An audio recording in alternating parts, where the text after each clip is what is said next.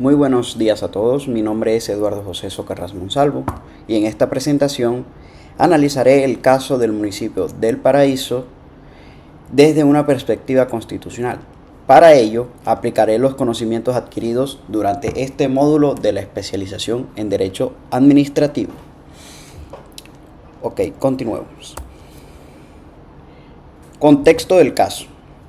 El caso inicia cuando el alcalde del municipio del Paraíso expide un decreto mediante el cual restringe temporalmente las reuniones públicas, las protestas, sin ninguna consulta previa, sin informar a ningún órgano de control, lo cual genera confrontaciones entre los derechos humanos y los derechos constitucionales que tenemos como sociedad, como personas, para protestar legítimamente.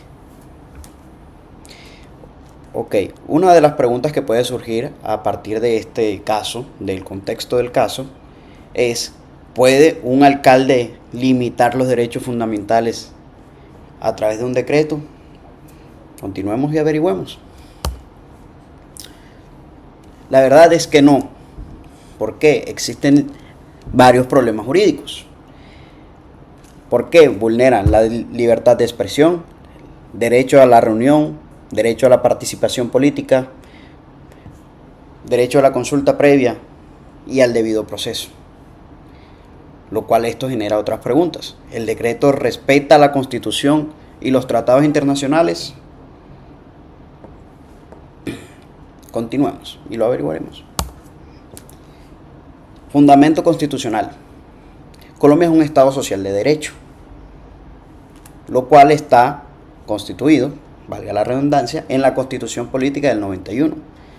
Establece que Colombia es un Estado de derecho, lo que significa que todas las autoridades deben actuar respetando la dignidad humana, garantizando los derechos fundamentales y además se reconocen los principios como la supremacía constitucional, la democracia, la participación y el pluralismo. Todos estos derechos y artículos de la Constitución son el 1, el 2, el 13, el 20, el 37, el 40 y el 93. Constitución Política de Colombia. Continuemos.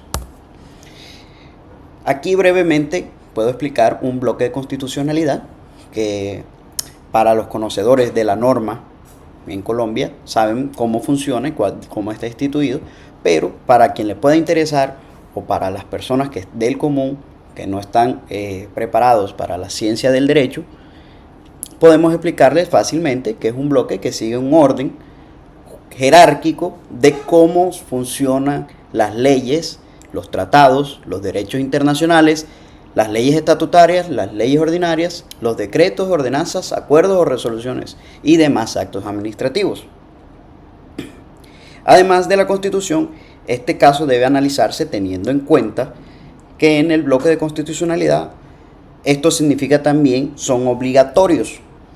¿A qué hago referencia? Hago referencia a que en el bloque de constitucionalidad también es obligatorio respetar este tipo de derechos que son fundamentales, estipulados en la Constitución, también hacen parte en los tratados internacionales de derechos humanos, se integran en el organismo, en el derecho internacional humanitario.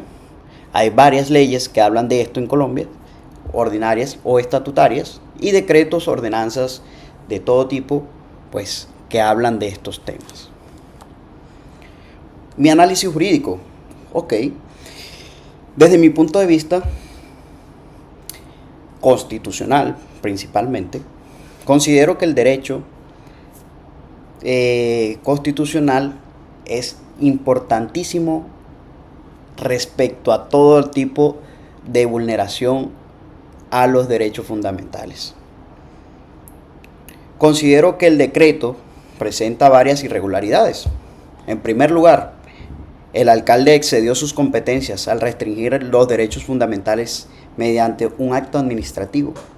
En segundo lugar, no demostró que la medida fuera necesaria y proporcional. Por otra parte, y para finalizar con este punto, omitió la consulta previa, afectando los derechos protegidos tanto por la Constitución como por el derecho internacional. Todo esto podría dar lugar a la nulidad del acto administrativo y a la protección judicial de los derechos vulnerados. Continuemos. Mi propuesta jurídica. Ok, esto ya es un punto interesante, es de mi opinión plena y concisa. La Corte Constitucional ha señalado que diferentes sentencias que las autoridades deben respetar los derechos humanos fundamentales o inherentes a nuestro nacimiento, incluso cuando proteger el orden público requiere de esto. Asimismo, la Corte Constitucional menciona que en muchos casos estos decretos deben ser nulos porque vulneran efectivamente los derechos fundamentales de los colombianos, o pues en este caso de la población del paraíso. En conclusión, este caso demuestra que el ejercicio del poder público tiene límites establecidos por la Corte Constitucional y por los tratados internacionales sobre derechos humanos. Ninguna autoridad puede restringir derechos fundamentales de manera arbitraria. La Constitución del 91 fortaleció los mecanismos de protección de los ciudadanos y otorgó a la Corte Constitucional un papel esencial en la defensa del orden constitucional. Por ello, nosotros como abogados, futuros abogados administrativistas, promover el respeto por la legalidad y la democracia de la dignidad humana siempre es una prioridad. Muchas gracias.